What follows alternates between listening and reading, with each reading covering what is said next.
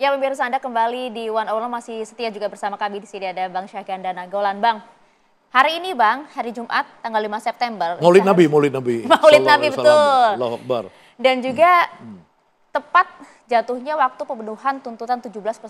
Kita tahu bersama itu ya Bang ya. Dan progresnya hingga saat ini publik juga masih menanyakan, paling tidak sudah ada 13 yang kemudian dipenuhi oleh masyarakat. Kemudian publik mempertanyakan mana sisanya, termasuk juga kemudian tindakan kekerasan kepada aparat, kemudian juga sanksi kepada aparat dan juga beberapa poin-poin lainnya. Kalau Anda melihatnya seperti apa? Ya, pertama 17/8 ini kan kita apresiasi dulu karena mereka pintar merumuskan dari semua keresahan ini. Betul. Dirumuskan menjadi sistematis kan gitu ya, 17+8. Nah, yang di poin itu kan ada 3 kelompok. 1 tuntutan kepada presiden, 2 tuntutan kepada DPR, 3 tuntutan kepada polisi dan TNI kan gitu. Nah, kepada presiden dia minta adanya tim independen pencari fakta. Itu memang kita tunggu Pak Presiden untuk membentuk itu karena saya juga lembaga saya Great Institute sudah mengeluarkan rilis itu kan bahwa kita butuh untuk menangkap kakapnya ini. Bukan menangkap Delpredo, bukan menangkap yang lain-lain, itu boleh aja. Tapi ini kan rakyat-rakyat kecil ini kan bukan penunggang. Ya, seperti orang pekerja di ASEAN tiba-tiba dipecat. Saya sih kalau dia mau jadi klien saya sebagai serikat buruh, saya mau bela itu, perempuan itu. Nggak boleh dipecat laras. Begitu aja. Iya, laras itu, gitu kan.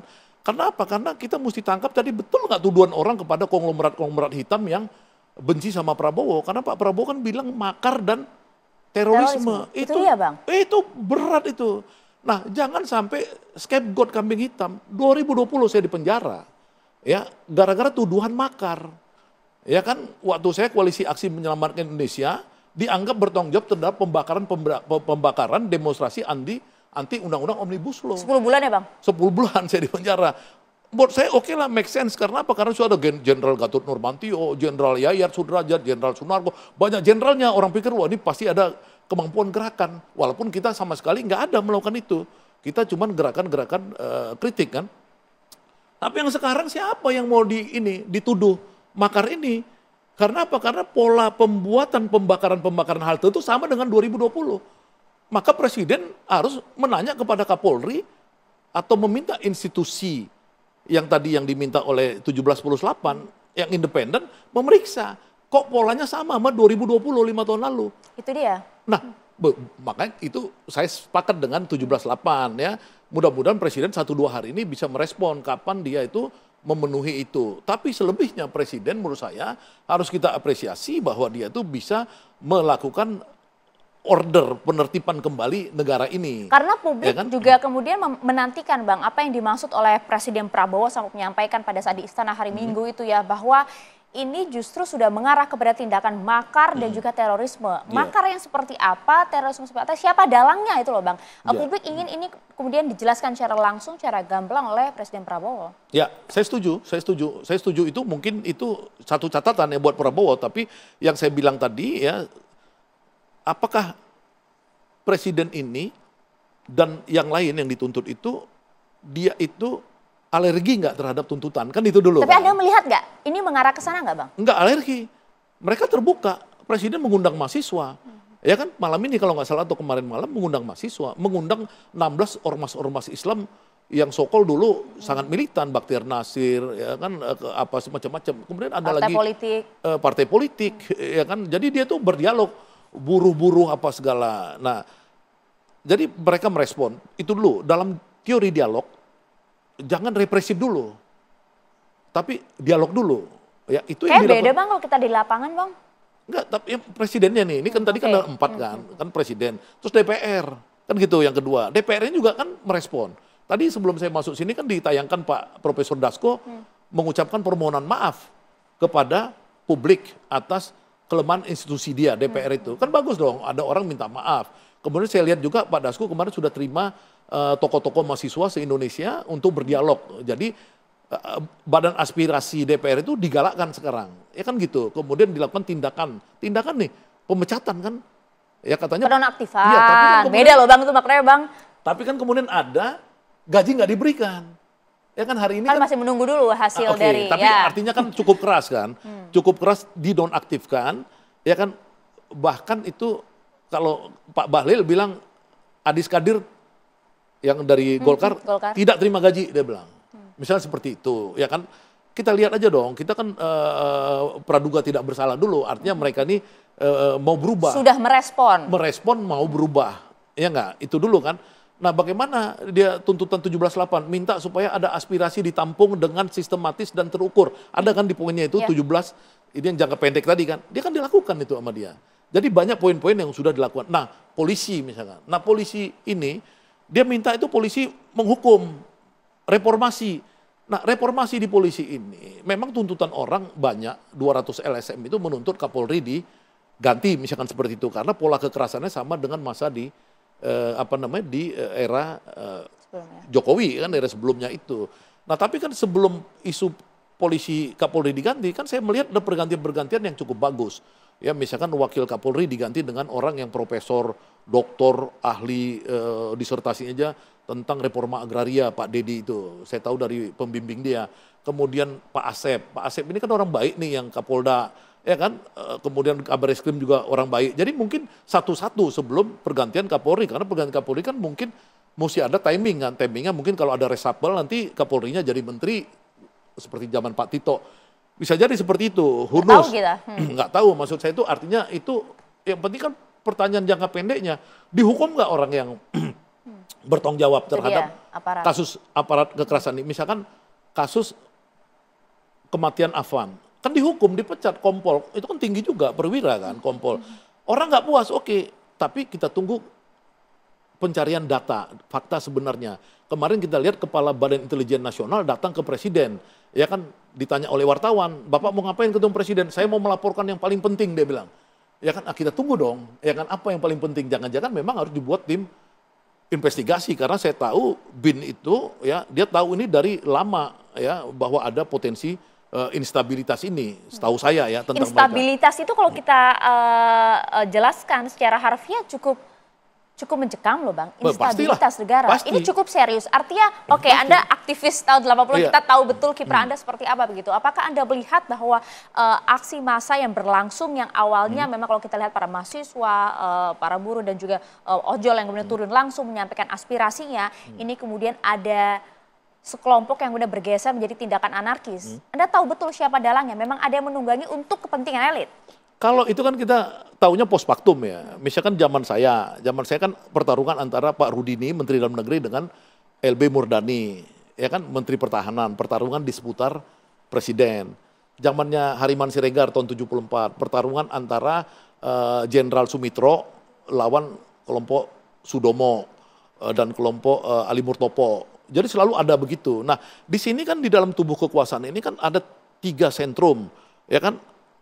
Sentrum yang kelompok Jokowi, ya, yang masih menguasai sebagian mungkin setengah dari kekuasaan di dalam tubuh rejim sekarang. Kabinet. Ya kan? Yang ada juga rejim yang di Gerindra yang nanti mungkin akan bertarung siapa suksesor setelah Prabowo. Kan kira-kira gitu. Jadi kalau kita lihat ada 3 faksi pasti ada pertarungan kan gitu. Nah bercampurlah aduk ini semua kan. Nah siapa yang menunggangi ini kita nggak tahu karena ini nanti pasti akan terkait dengan isu-isu tadi. Ya ada nama-nama koruptor kayak Reja Khalid, kemudian Soros yang pernah menghancurkan Indonesia, George Soros. Kan ini muncul di masyarakat. Nah tugas kita tim independen ini adalah melacak itu kalau dibuat tim independennya. Kalau nggak ada tim independennya nggak ngelacak. Bagaimana ngelacak Reja Khalid? Dia ada di Malaysia. Nah itu dia Bang, ya kan? Artinya sebenarnya kalau dari pernyataan Anda tadi, kalau Anda kan mengarahnya ini nampaknya bukan asing begitu. Tapi yang beredar kan pemerintah selalu, ini asing. Mana yang benar Bang? Bukan pemerintah, ini presiden kan. Saya kalau cuma orang ngomong pemerintah itu kabur. Presiden Republik Indonesia sudah mengatakan potensi makar dan adanya unsur terorisme. Ya nggak? Itu presiden yang ngomong. Iya, Pak Prabowo. Itu kan udah tinggi banget dong. Masa ini dia salah? siapa? Asing atau bukan? Loh, ini presiden itu kan mengatakan itu. Nah kan kemudian muncul spekulasi. Ya kan, spekulasi misalkan ada yang mengatasnamakan Sputnik.com itu, ya kan mengatakan ini George Soros. Ya nggak? Ya kan? Nah kemudian ada koran-koran lokal kita yang mengatakan ini Reja Khalid. Kan bisa di-googling semua. Nah ini kita selidikin aja. Kan nggak mungkin itu, misalkan zaman sekarang kan zaman canggih. Ya misalkan kemarin isunya Komdigi take down TikTok, karena TikTok tuh ternyata dibuat jadi sarana penyaluran donasi-donasi untuk perjuangan kan gitu. Betul. Ada metode baru, pura-pura kirim bunga, asal live, rupanya setiap demo-demo live itu mereka dapat uang dari TikTok itu. Cukup besar bahkan. Iya kan, terus ojol, bagaimana dari Malaysia, dari mana-mana jadi langganan Gojek untuk beli makanan dan lain-lain. Tapi untuk transfer uang kan kira-kira gitu. Zaman dulu orang masih bagi-bagi duit pinggir jalan, kemarin nggak ada lagi. Orang udah bergerak, udah melalui sistem yang sangat sistematis dunia modern. Jadi wajar aja ada kekuatan besar ya yang dibilang Pak Prabowo mengarah makar, dan Pak Prabowo berkali-kali mengatakan mafia-mafia itu pasti menunggangi, kata Pak Prabowo. Ya, dan mafia itu siapa? Kalau kata Pak Prabowo kan ada 4-5 jenis mafia, mafia beras, mafia minyak, migas, mafia tambang ilegal, mafia sawit-sawit, hutan. Jadi ini harus diselidiki. Apakah seorang Kapolri dan Panglima TNI itu kita percaya untuk memimpin penyelidikan, atau tim gabungan dengan kelompok-kelompok independen, misalkan 10 profesor dari perguruan tinggi dilibatkan dalam menyelidiki ini sekarang. Nah, kalau saya mengusulkan adanya pelibatan yang cukup besar dari kalangan universitas supaya ketahuan. Aparat kita nggak mampu, Bang? Menurut saya bukan nggak mampu, takut bias kan. Dia melindungi kepentingan tuannya. Tapi kalau ada... Kalau kita kan tuannya Pak Prabowo saat ini bukan, maksudnya dia misalkan aparat nih, saya pangkatnya mayor, ya kan, atau pangkat saya kompol, ya saya kan pasti takut minta arahan atasan saya, ya kan. Tapi kalau misalkan banyak beberapa doktor, profesor yang ahli-ahli hukum, ahli sosial, ahli antropologi, apa segala, dia bisa menyelidiki. Ini siapa dalangnya gitu loh. Oke, kalau begitu bisa disimpulkan begini tidak, Bang? Bahwa ini mungkin aksi massa yang ditunggangi tersebut ya, penunggangnya itu adalah memang orang-orang yang kemudian kecewa, tidak puas dengan perlakuan Presiden Prabowo yang memang memberantas segala mafia, dia juga memberantas orang-orang yang mungkin dirinya merasa tidak berada di jalurnya begitu.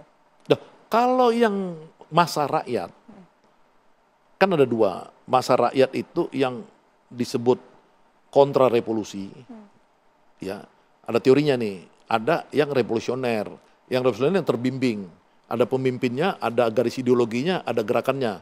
Ya, kalau yang ini yang bisa digerakkan melalui medsos, misalnya kayak gitu. Wah, kipas orang, akhirnya datanglah mak-mak bawa bendera kayak gitu kan. Ya, kita bukan ini menghargai aja setiap orang, tapi maksudnya dia disebut dengan orang yang emosi dengan situasi.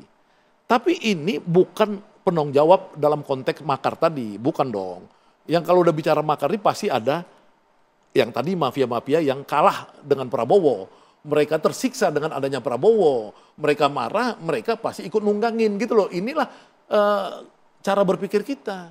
Ya kan, karena Prabowo... Ini harus ada datanya loh, Bang. Bukan, maksudnya Prabowo sudah mengatakan begitu.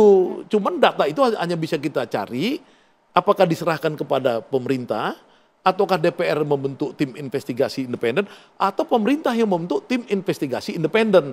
Kalau merujuk pada tuntutan 17+8 tadi dari gerakan influencer dan lain-lain yang merumuskan, kan dia minta pemerintah kepada Pak Prabowo agar membentuk tim investigasi pencari fakta ya, independen. Ya kita setuju, kita dorong aja itu.